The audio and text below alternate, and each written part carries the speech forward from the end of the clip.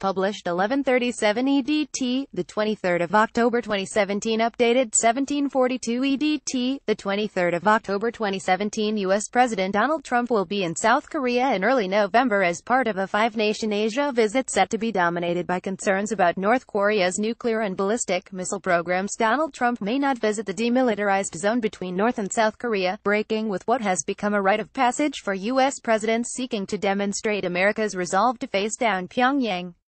Most previous U.S. presidents have visited the eerie sliver of land that separates U.S. and South Korean troops from their North Korean adversaries. There are certain elements of the schedule that are still being worked out, said a senior administration official.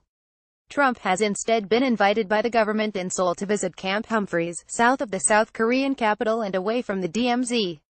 Security is not a concern.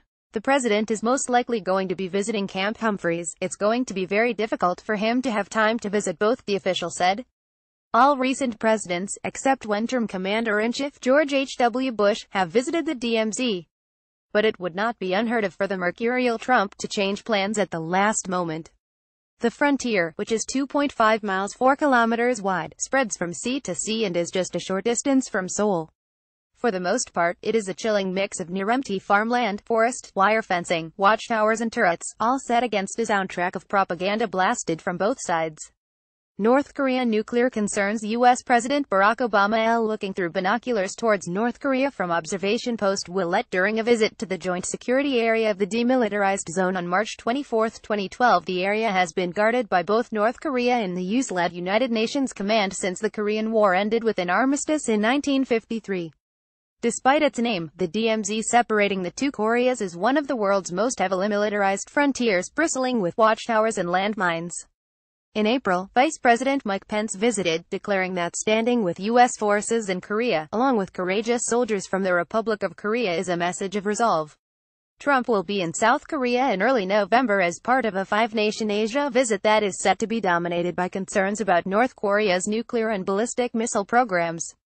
Since coming to office, Trump has ratcheted up pressure on North Korea, insisting it must get rid of nuclear weapons.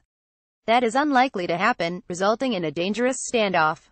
A bellicose Trump used his maiden address to the UN General Assembly in September to warn rocket man Kim Jong-un that he will totally destroy North Korea if it threatens the United States or its allies.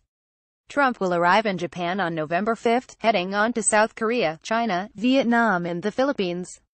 His visit also comes as leaders in Japan and China consolidate their power.